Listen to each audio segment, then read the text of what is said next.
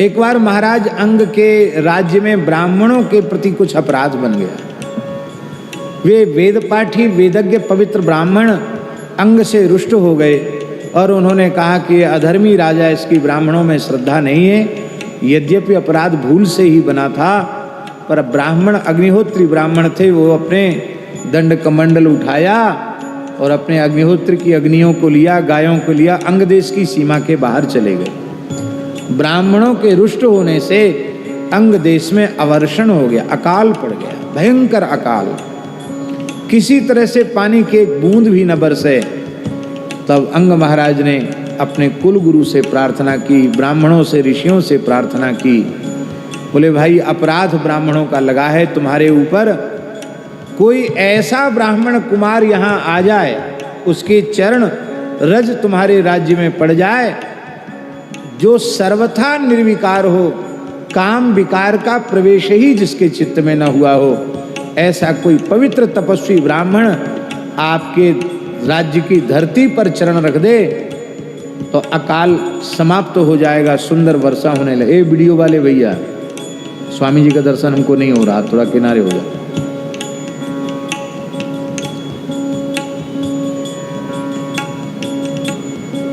तब विभांडक ऋषि के शुक्र से उत्पन्न, अमोघ तेज से उत्पन्न श्रृंगी ऋषि, महर्षि विभांडक ब्रह्मचारी थे। उन्होंने गृहस्थाश्रम में प्रवेश नहीं किया था, वे नैष्ठिक ब्रह्मचारी थे। उनकी कठोर तपस्या को देख करके देवराज इंद्र को भय हुआ और उन्होंने तप में विघ्न करने के लिए अप्सरा को भेजा। अप्सरा को निर्वस्त्र आपने देखा तो आपके मन में विकार उत्पन्न हुआ और आप जल में खड़े खड़े, गंगा जी के जल में खड़े खड़े तप कर रहे थे। वहीं आपका अमोघ तेज स्खलित हुआ और एक मृगी थोड़ी दूर पर जल पी रही थी और जल के माध्यम से वह तेज मृगी के उदर में गया और उसी मृगी के गर्भ से श्रृंगी ऋषि का जन्म हुआ, जिनके मस्तक पर एक श्रृंग था, सींग, जैसे हिरण के सींग होता है ऐसे एक सींग था। विभांडक ऋषि ने प्रतिज्ञा की थी कि मैं अपने पुत्र में विकार का प्रवेश ही नहीं होने दूंगा, मनुष्य मात्र के संपर्क से दूर रखूंगा। महर्षि विभांडक के क्रोध के कारण, उनके शाप के भय से उस वन में कोई प्रवेश नहीं करता था। समय से सारे संस्कार हुए महाराज जी श्रृंगी ऋषि जी के। संपूर्ण षडंग वेदों का स्वाध्याय उन्होंने कर लिया, निरंतर वेद पाठ करते रहते थे, पर उन्होंने उस वन में अपने पिता के अतिरिक्त किसी को देखा ही नहीं था पुरुष के रूप में। वो समझते थे कि सृष्टि इतनी ही है, बस यही है पिताजी और कोई नहीं। स्त्री होती कैसी उन्होंने देखा ही नहीं था। विकार की उत्पत्ति में दो बातें प्रधान होती हैं।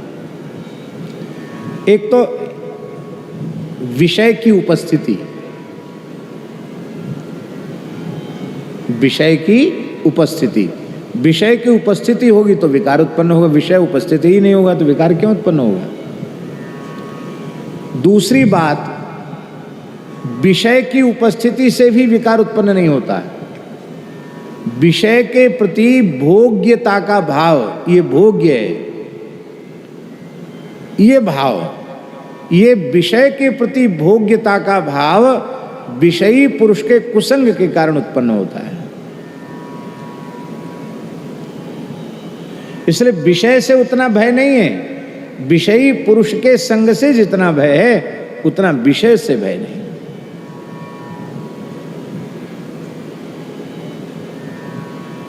हमारे पूज्य गुरुदेव भक्तमाली जी, उनके पास विद्यार्थी पढ़ते थे, अच्छे अच्छे विद्वान बन के लोग निकले, पर जिस विद्यार्थी के विवाह की चर्चा एक बार महाराज जी के कान में पड़ जाती, फिर उसको कहते यदि तुमको पढ़ना ही है वृंदावन में रह के तो कहीं कमरा लेकर के पढ़ो, अब तुम हमारे पास नहीं रह सकते। क्यों? बोले तुम्हारे विवाह की चर्चा शुरू हो गई है, इसलिए तुम्हारी मानसिकता दूसरी प्रकार की हो गई है, इससे दूसरे जो विद्यार्थी हैं उनकी मानसिकता बिगड़ेगी, इसलिए तुम अब यहाँ से चले जाओ। या तो घर चले जाओ, वृंदावन में रहना है तो फिर अलग कहीं रहो, हमारे पास नहीं रह सकते। विवाह की चर्चा शुरू हो गई, अब नहीं रह सकते हमारे पास। इतना विषयी पुरुषों के संग का इतना चित्त पर प्रभाव पड़ता है। विभांडक ऋषि भी निर्विषय थे, वहां कोई विषय था नहीं, तो विषयी पुरुष का संपर्क भी नहीं था और विषय भी नहीं था, तो स्वाभाविक है ऋष्यशृंग निर्विकार थे। अब ऋषियों से ही पता चला महाराज जी के केवल धरती पर एक ऋषि हैं ऋष्यशृंग, जिनके मन में अब तक काम विकार ही उत्पन्न नहीं हुआ है। बोलो उनको कैसे लाया जाए, कोई किसी की हिम्मत नहीं, कौन लावे उनको। तब महाराज अंग नरेश की जो गणिकाएं थी, वेश्याएं, उन्होंने कहा महाराज प्रजा के संकट के ऊपर हम साप भोग कर भस्म हो जाएं, हमें कोई वो नहीं, पर प्रजा का कष्ट हम नहीं देख सकते, हम भी तो आपकी प्रजा हैं, हमें आपके काम आना चाहिए, आप चिंता न करें, हम उनको लेके आएंगे। और एक बढ़िया नौका बनवाई। वो नौका एक तरह का आश्रम था, बड़ी नौका थी, आश्रम के जैसा उसमें सब निर्माण किया गया था। पर्णकुटी हैं, झोपड़ी हैं, सुंदर है सब।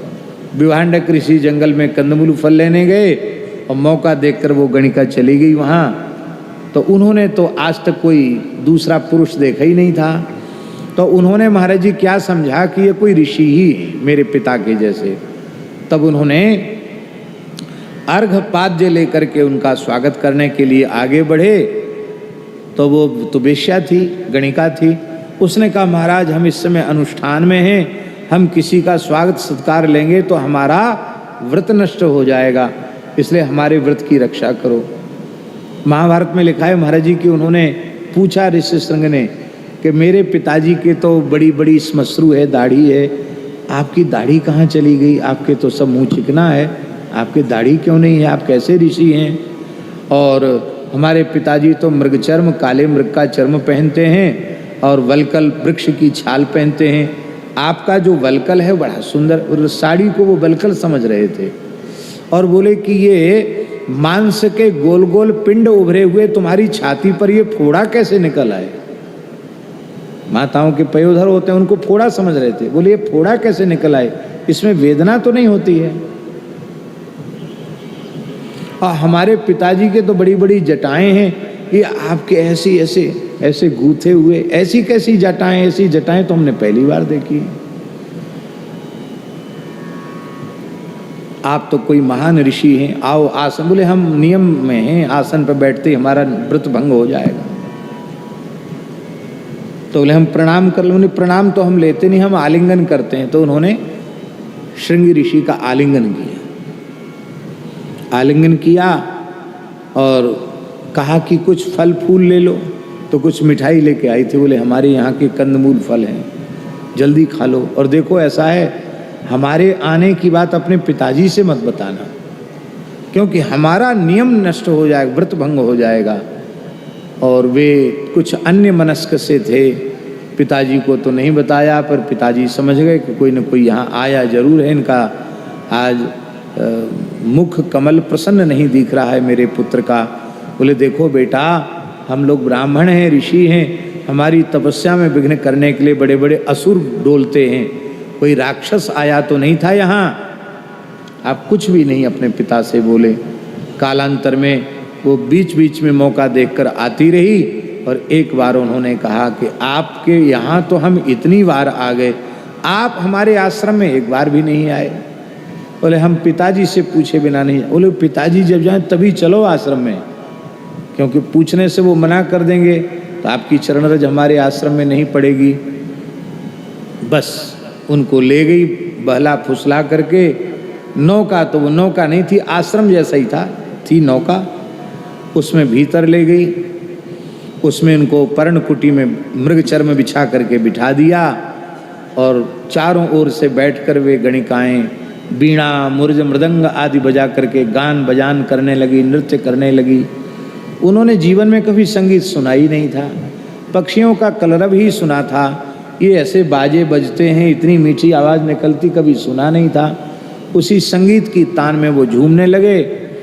तब तक पल्ली पार पहुंच गए, अंग देश पहुंच गए गंगा पार करके। और जैसे ही अंग देश पहुंचे बोले महाराज अब आपका आतिथ्य हो गया, अब आप भले ही जा सकते हैं। उनको यही पता नहीं था कि हम कहाँ उतर रहे हैं। जैसे ही अंग देश में उनका चरण पड़ा, चरण पड़ते ही और काली काली घटाएं घिर करके आईं, बादल गरजने लगे, मूसलाधार पानी बरसा और वर्षों का अकाल जो ब्राह्मण के अपराध के कारण लगा था अंग देश की भूमि पर, वो निवृत्त हो गया, जय जयकार होने लगी। अब विभांडक ऋषि के क्रोध से कैसे बचा जाए? बोले उसका एक ही उपाय है, आप अपनी बेटी का ब्याह इनके साथ कर दो, आपके कोई बेटा तो है नहीं, और अपना युवराज बेटी भी दे दो और अंग देश का राज्य भी इन्हीं को प्रदान कर दो। तो इनके पिताजी को होगा कि चलो कोई बात नहीं, बेटा का ब्याह भी हुआ और राजा भी बन गया, बढ़िया है। तो महाराज जी इतनी युक्ति से सब काम किया गया, अपनी पुत्री का विवाह आपके साथ कर दिया और पूरे राज्य में घोषणा कर दी गई कि कोई महर्षि क्रोध पूर्वक आते हुए दिखाई पड़े, कोई महात्मा दिखाई पड़े तो एक ही बात कहना, महर्षि विभांडक नंदन अंगदेश नरेश महाराजाधिराज ब्रह्मर्षि श्री ऋष्यशृंग महाराज की जय हो, ऐसे बोलना। अब विभांडक ऋषि आए, उन्होंने ध्यान देखा, सब समझ गए कि गणिकाओं ने मेरे पुत्र को बहकाया है। तुरंत क्रोध में भर के वहां से चले, गंगा पार करके जैसे ही आए तो सबसे पहले तो मछुआरों ने ही कहा, महाराजाधिराज अंग नरेश विभांडक नंदन ब्रह्मर्षि श्री ऋष्यशृंग महाराज। सोई थोड़ा क्रोध ठंडा हो गया, पूछा भाई ये ऋष्यशृंग महाराज? बोले बोले विभांडक ऋषि बड़े तेजस्वी, उनके पुत्र हैं, ऐसे ऐसे सब कथा सबको मालूम थी। धीरे धीरे उनका क्रोध शांत हो गया। जैसी महल में गए थोड़ा थोड़ा मोड़ा क्रोध बचा था। श्री अंग महाराज चरणों में पड़ करके बोले महाराज हम आपकी शरण में हैं, प्रजा की रक्षा और धर्म की रक्षा के लिए मैंने ये अपराध किया है। अब आपका पुत्र और पुत्र वधू सामने उपस्थित हैं, आप इन्हें आशीर्वाद दें। महर्षि ने आशीर्वाद दिया और कहा बेटा भले ही तुम राजा हो गए हो लेकिन तुम अपने ऋषि धर्म का त्याग नहीं करना। एकमात्र यह ऐसा उदाहरण था शास्त्री जी श्रृंगी ऋषि का, जो अंग देश के नरेश थे लेकिन राजमहल में नहीं पर्णकुटी में रह करके शासन चलाते थे। शांता जी भी ऋषि पत्नी के रूप में रहती हैं, रानी के रूप में नहीं रहती, और ऋष्यशृंग भी ऋषि के रूप में ही रहती। और जब संतति हो गई उसके बाद तो आपने सब कुछ त्याग करके फिर क्या कहना। आई मेरे श्याम